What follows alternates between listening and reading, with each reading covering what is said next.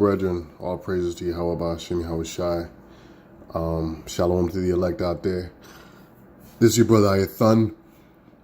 And just want to give you a quick update, man, on prophecies just unfolding every single day, right? Scriptures say every day the Most High's judgment comes to light. So here's an update. Now it says here, this is from Bloomberg.com, as you can see, a trusted resource. It says Connecticut governor says days of commuting to NYC may end. Now, I mean, just come out and say that it's going to end. They always use those words to keep people in suspense or give them a little bit of hope, you know, but it's damage control. You know, words are spells also. So use certain words to where people can't really get angry. It keeps them in suspense. You know, may end, meaning it may or may not. So you're basically in suspense until it actually happens or doesn't happen, which when they say may, it means it is going to happen, right? So according to this, Governor Lamont of Connecticut is planning on restricting travel to NYC from Connecticut. And from reading this, it seems like it's mostly on the MTA, on the Metro North railroad system, okay? And of course, you know, this is going into prophecy, and I've got the scripture queued up, but let me read a little bit of this.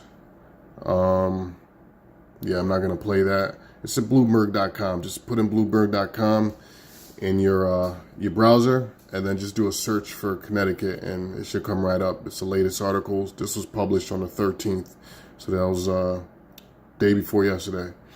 All right, so it says here, those Monday through Friday commutes from Greenwich, Connecticut to Wall Street may become a thing in the past. Because in the state of Connecticut, the area of Greenwich basically borders, or almost basically borders New York. So a lot of mostly Edomites in Greenwich. That's a uppity area of Connecticut. And it's mostly Edomites with money live there. Or, you know, you might have Jakes from New York, rappers. I believe 50 Cent lived there. A few other Jakes, basketball players. You know, they'll move to Greenwich. That's the uppity area of Connecticut. And you got a lot of, or many of workers, they live in Greenwich. And then they travel to New York, because basically what you're doing is you're making a New York salary, okay, which is much higher in New York than it is in Connecticut, just because the cost of living is higher there. And then people will live in someplace on the border of New York where it's not too far to go in and out, which would be like Greenwich, Stamford, Darien, those areas. And the cost of living is cheaper here than it is in New York, you know, so they figure that they can make out like a fat rat, you know, but it looks like maybe not anymore. So it says Governor Ned Lamont said the chief executives of some large companies have told him that telecommuting could help them save money by cutting office space as much as 30%, which is true. And, you know, given the evidence and the way this thing is going down, it looks like it was all planned, right? So I'll say allegedly. It was allegedly planned. Okay, so, you know, now you got to use these certain buzzwords, certain words you can't use now, or you got to be, you know, wise as a serpent, harmless as a dove. So when you do your videos, use just certain buzzwords that will not trigger the, you know, YouTube's automatic system to flag your video and get it taken down. So allegedly, all right? That's what the evidence points to. That is look like it was allegedly planned, or possibly planned pandemic. You see the word pandemic being spread around now. So which is true, you know, because this is all about, when you look at this, it's all revolves around money.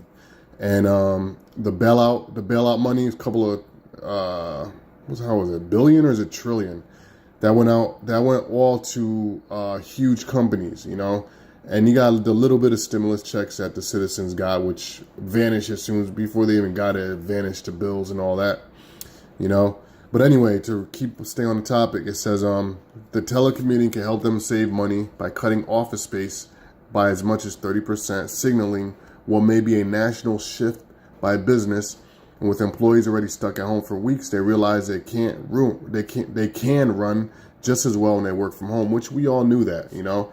They're moving everything to automation. Earlier today, there's an article that popped up on my phone. I'm not sure how I ran into it, but they have AI, artificial intelligence, robots flipping hamburgers in fast food joints.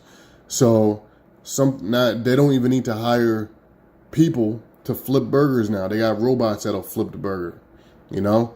So this whole thing was a test run, you know, it was a dry run for what's coming next. And this is definitely the time of Jacob's trouble. There's definitely the grinding ceasing here in Babylon. You know, they're doing it slowly but surely. But as the scripture said, what? Yahweh Shai says it's going to be like a woman in travail, meaning having contractions, right?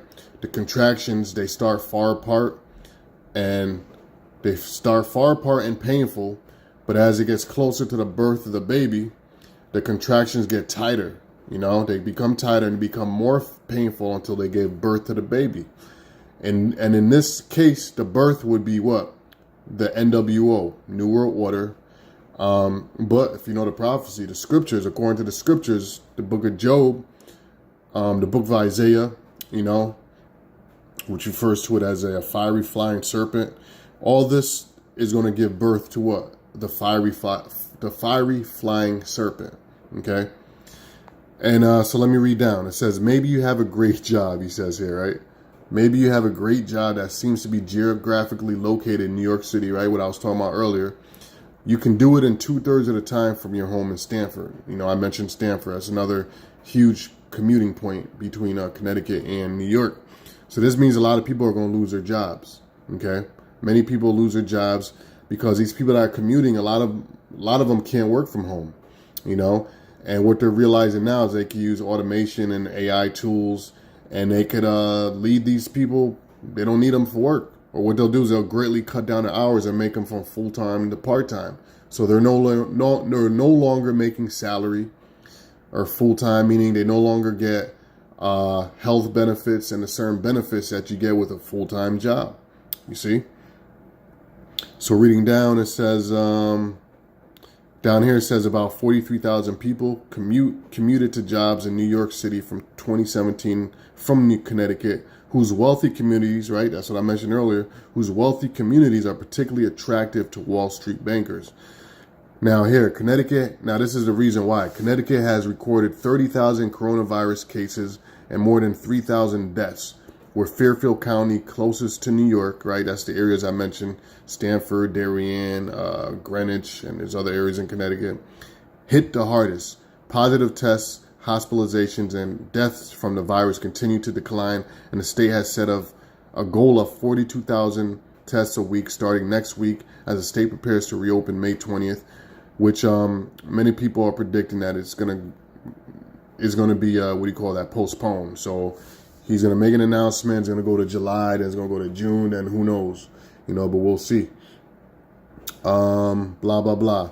So he mentions that, you know, and when he played a video, he mentions that they got hit very hard because they're next to New York and this and that. I want to show you something. Last Sunday, right, which was a so-called Mother's Day, right? Last Sunday, I was in Fairfield. I just so happened to be in Fairfield County, and I didn't plan this. It was just a spirit. I actually drove by a testing center. Okay, I drove by a testing center. Now, I figured there'd be a long line since, you know, Lamont, he ordered all these fever meters. They said tens of thousands fever meters. Okay, meaning now when you go into certain public places, gyms, corporate offices, they're gonna have to take your temperature. Also, Connecticut just started the Trace program, so is officially active in Connecticut, the Trace program.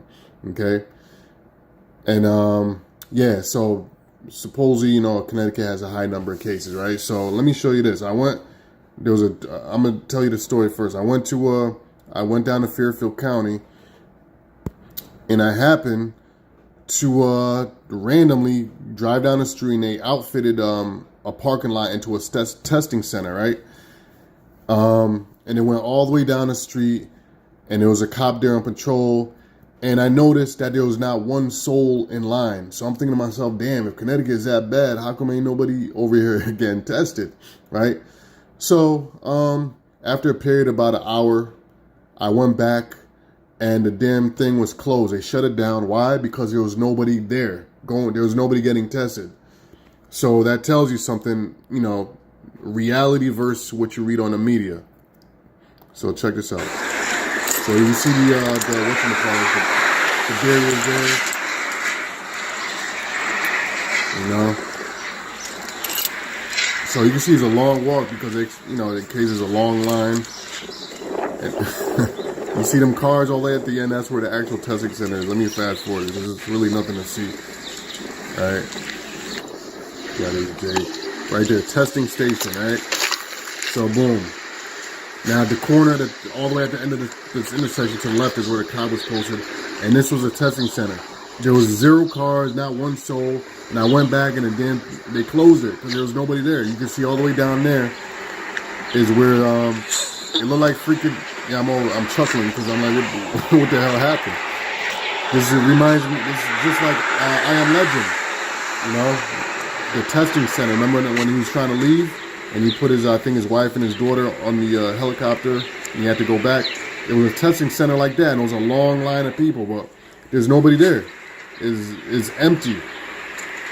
Okay, so I'm asking myself, where's all the sick people that they're talking about? Right. So that's that. Okay. So I don't want to make this long, so I'm gonna end it with a scripture because this is exactly what's going on. This is 2 Ezra 15. And boom, boom, boom, boom, 14, right? Woe, which means destruction to the world and them that dwell therein.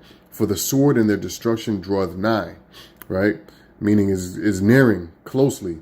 And one people shall stand up and fight against another, and swords in their hands.